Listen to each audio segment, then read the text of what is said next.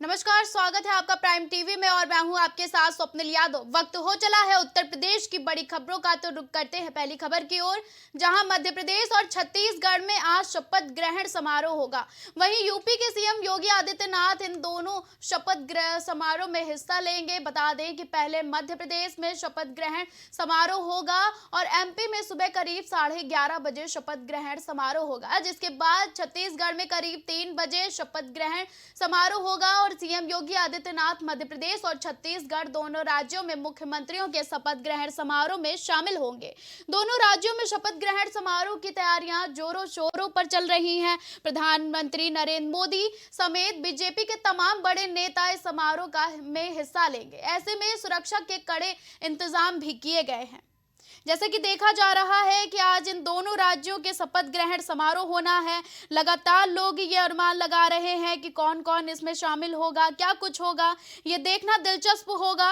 और वहीं एक बार फिर से ये चुनाव में जो नाम शामिल हुए हैं और इसके बाद जो चीजें सामने आ रही हैं, लोग उत्साह से भरे हुए हैं और सभी अनुमान लगा रहे हैं कि एमपी और छत्तीसगढ़ में कौन कौन इस चुनाव में शामिल होगा, कौन से नेता होंगे। मध्य प्रदेश की राजधानी भोपाल में सुबह आपको बता दें 11:30 बजे से मोहन यादव सीएम पद की शपथ लेंगे।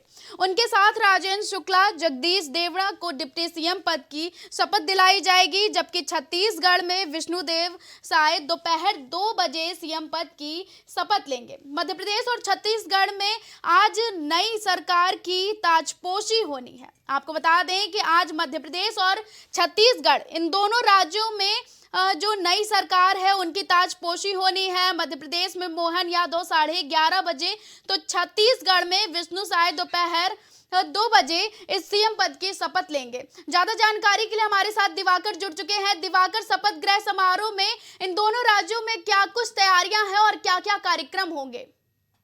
देखिए, भारतीय जनता पार्टी ने जो अभी हाल ही में 5 राज्यों में चुनाव हुए थे, उसमें जी। भारी जीत दर्ज की है। इन तीनों राज्यों में जीत दर्ज की, जिसमें से 2 राज्य यानी कि छत्तीसगढ़ और राजस्थान जो है कांग्रेस के पाले में थे, उनको छीना गया है और मध्य प्रदेश में वापसी की है। जी। जाहिर सी बात है कि अब जब शपथ ग्रहण, अब उसको एक उत्सव के तौर पर मनाया जाएगा और इसके लिए भव्य तैयारियां जो है वो की गई है।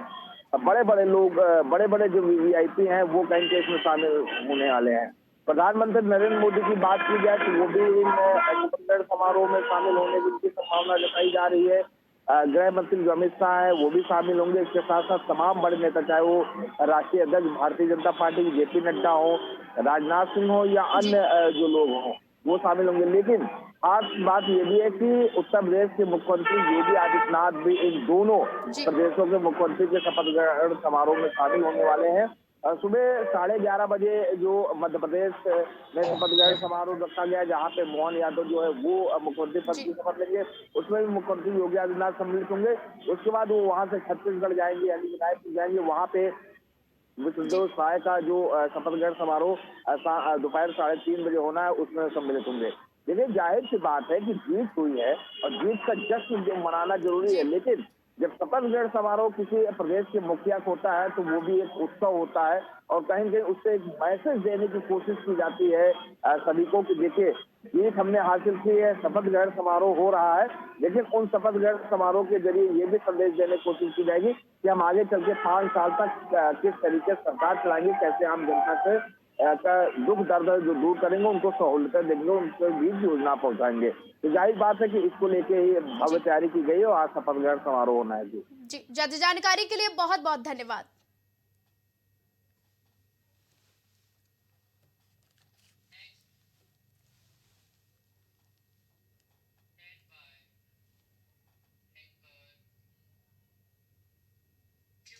2024 लोकसभा चुनाव को लेकर बीजेपी ने बूथ सशक्तिकरण का मास्टर प्लान तैयार किया है, जहां पार्टी सोशल इंजीनियरिंग के जरिए चुनाव की तैयारी में है, जिससे लोकसभा चुनाव से पहले बूथ कमेटी का ढांचा बदलेगा।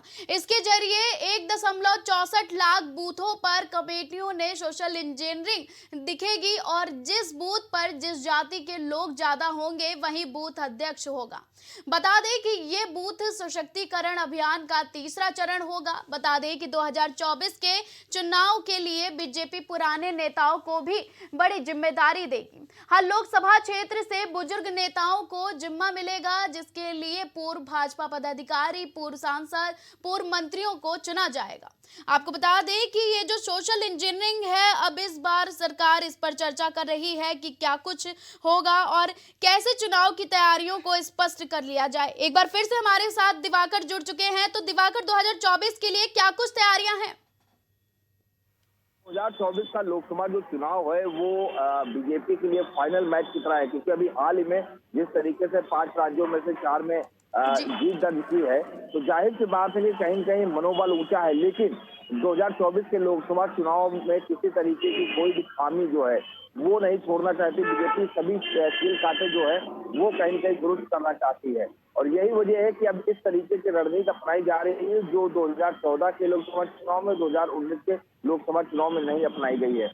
इस बार जो बूथ कमेटी है उसमें बदलाव किया जाएगा, और बूथ कमेटी के जो अध्यक्ष होंगे उनमें बदलाव किया जाएगा। उसके बदलाव के पीछे का जो पूरा अगर सिनेरियो देखा जाए ये रहेगा कि जो जातिगत समीकरण उसको साधने की कोशिश की जाएगी। देखिए, अभी आपने देखा होगा कि छत्तीसगढ़, एमपी और राजस्थान में जो जाति समीकरण को देखते हुए उन चेहरों को मुकद्दर बनाया गया है, तो वही अब उत्तर प्रदेश में भी कहीं कहीं लागू किया जाएगा। 2024 के लोकसभा चुनाव के लिए लागू किया जाएगा कि जिस बूथ पे जो जाति का वोट बैंक ज्यादा होगा उसी जाति का जो नेता होगा उसको बूथ अध्यक्ष बनाया जाएगा। यानी कि सोशल इंजीनियरिंग का फार्मूला चलेगा।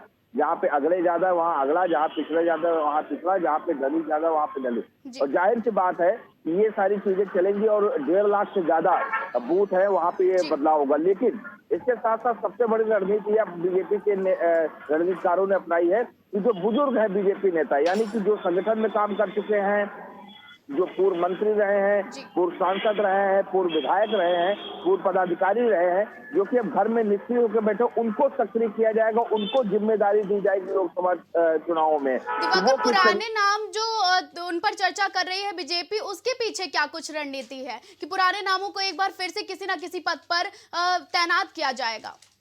अब बिल्कुल देखिए, बीजेपी जो है वो जानती है कि ये पुराने नेता जो उनके हैं वो काफी ज्यादा अनुभवी हैं, और जनता की नब्ज पकड़ने में भी कहीं से उनको महारत हासिल हो। कौन सी चीज कब कही जाए या कौन सी चीजें किस सभा में कही जाए, या किस विधानसभा में या किस लोकसभा में या किस बूथ पे कौन से मुद्दे जो है वो हावी हो सकते हैं विपक्षियों पे, तो वो सारा अनुभव जो है कहीं से इन बुजुर्गों के पास है। यही वजह है अब जाएगा, इन्हें लोकसभा चुनाव की जिम्मेदारी दी जाएगी, और कहीं से इनके अनुभवों का लाभ उठाकर 2024 के लोकसभा चुनाव में भारी जीत हासिल की जाएगी। क्योंकि 80 लोकसभा सीटें उत्तर प्रदेश में, अगर 80 लोकसभा सीटें आपको जीतनी है तो जाहिर बात है कि सभी कील कांटे दुरुस्त करने होंगे।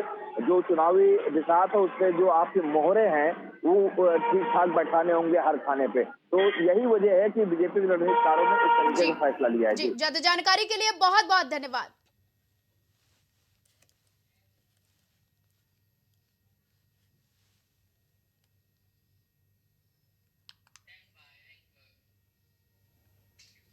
तीनों राज्यों में बीजेपी की जीत के बाद विपक्ष ने एक बार फिर सरकार पर निशाना साधते हुए ईवीएम का मुद्दा उठाया है, जहां सपा के पूर्व प्रदेश सचिव आशुतोष सिंह ने सपा के दफ्तर में के बाहर ईवीएम हटाओ हो बैलेट लाओ के पोस्टर लगाए, जिससे एक बार फिर सियासत तेज हो गई है।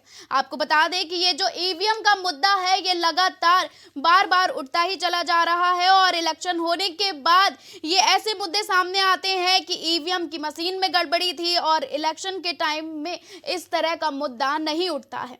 आखिर इसके पीछे की वजह क्या है, क्यों पार्टियां बार बार ये मुद्दा हो जाने के बाद, चुनाव हो जाने के बाद इस मुद्दे को उठाती हैं, तो ये देखना होगा, और इस पर क्या कुछ आगे क्या कार्रवाई होगी ये भी देखनी होगी। लगातार जो ईवीएम का मुद्दा है ये तेज होता जा रहा है, तो इन सब चीजों के लिए क्या कुछ चुनाव, जैसे कि चुनाव नतीजे आने के बाद ईवीएम पर फिर से सवाल उठने लगे हैं। आप सभी ने देखा होगा कि कांग्रेस समेत कई विपक्षी दलों ने ईवीएम में गड़बड़ी होने का आरोप लगाया है। वहीं बीजेपी का कहना है कि जब कांग्रेस हार जाती है तो ईवीएम पर सवाल उठाने लगती है।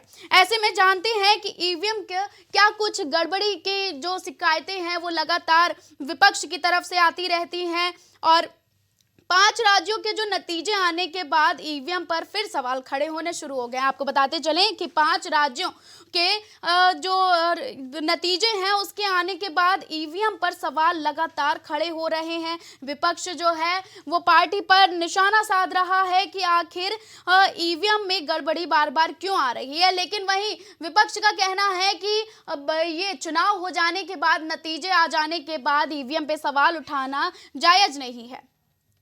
तो क्या कुछ जानकारी है तीनों राज्यों में, मध्य प्रदेश और छत्तीसगढ़ में बीजेपी ने जीत के बाद कांग्रेस ने ईवीएम की गड़बड़ी का आरोप फिर से लगाया है।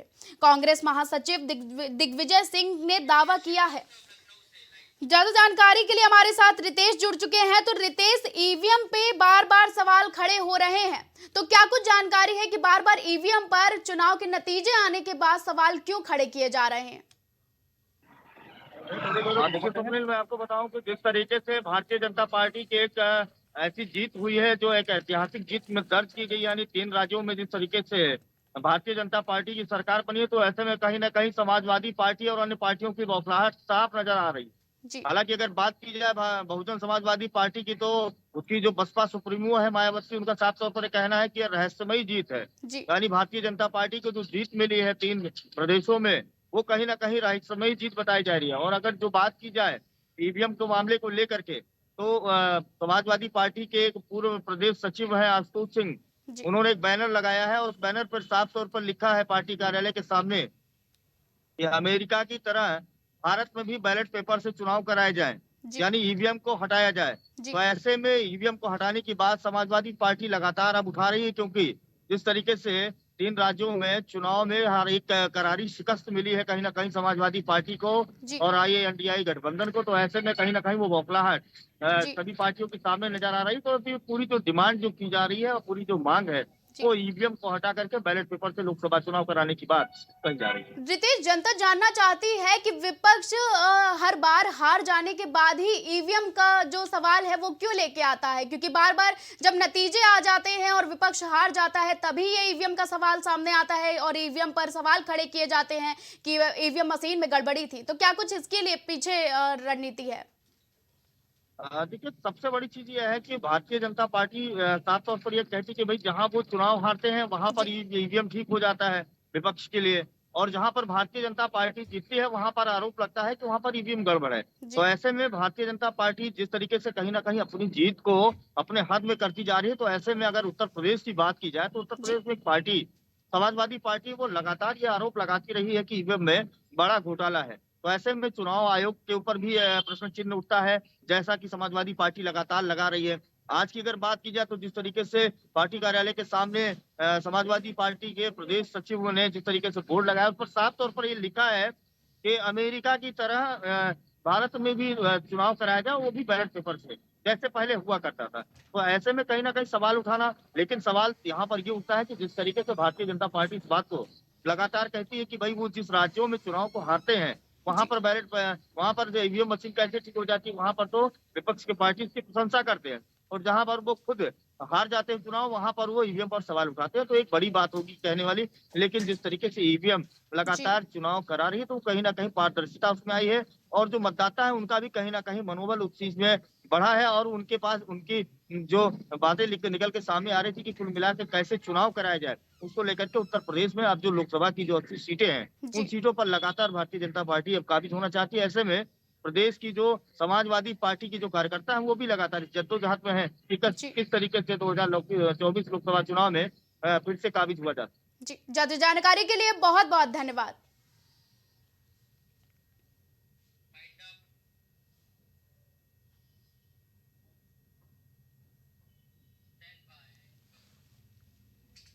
खबरों का सिलसिला लगातार जारी रहेगा। देश और दुनिया की तमाम बड़ी और अहम खबरों के लिए आप देखते रहें प्राइम टीवी।